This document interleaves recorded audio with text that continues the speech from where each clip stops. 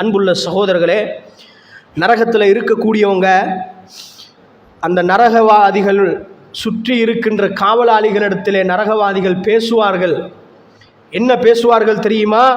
وَقَالَ الَّذِينَ فِي النَّارِ لِخَزَنَةِ جَهَنَّمَ, நரகத்து காவலாளிகளிடத்திலே நரகவாதிகள் கேட்பார்கள், உதுஉ ரப்பக்கும் யுகஃபஃபு அன்னா யௌமன் மினல் அஸாப், உங்களோட ரப்பிடத்தில் எங்களுக்காக கொஞ்சம் துஆ கேளுங்களேன், ஒரு நாளைக்கு நரகத்தினுடைய வேதனையை குறைக்குமாறு அல்லாஹ்விடத்திலே கேட்டு தாருங்களேன், எங்களால் இந்த வேதனையை தாங்க முடியவில்லை, ஒரு நாளைக்கு அல்லாஹ்வுக்கு நரகத்துக்கு லீவுட சொல்லுங்களேன்.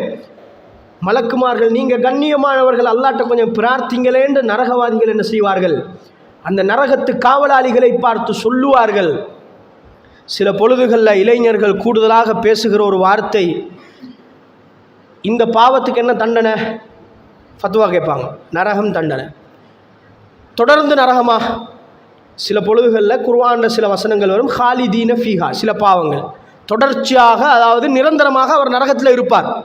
இப்போ இதற்கு விளக்கம் சொல்லக்கூடிய அறிஞர்கள் என்ன விளக்கம் சொல்கிறாங்கன்னா, அந்த பாவங்கள் அவர் நீண்ட காலம் என்ன செய்வார், நரகத்தில் இருந்துட்டு அல்லாஹ் ஒரு தடவை அவரை மன்னிச்சு சொர்க்கத்துக்கு அனுப்புவான். இணை வைப்பை தவிர மற்ற பாவங்களுக்கு இதுதான் நிலைப்பாடு.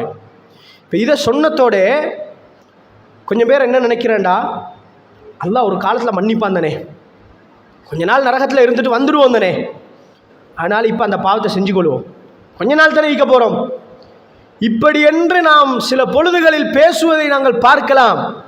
இப்போ இந்த நரகத்தில் நரகவாதிகள் கேட்குற கேள்வி என்ன? மலக்குமார்ட்ட இந்த வேதனையை தாங்கல, ஒரு நாளைக்கு அல்லாஹ்விடத்தில் நீங்கள் துஆ கேளுங்க, எங்களுக்கு இந்த ஒரு நாள் வேதனையை நிப்பாட்ட சொல்லி கேளுங்கன்னு அந்த நரகவாதிகள் கேட்பார்கள். தான் நரகத்தில் ஒரு நிமிடம் கூட மனிதர்களால் இருக்க முடியாது சகோதரர்களே.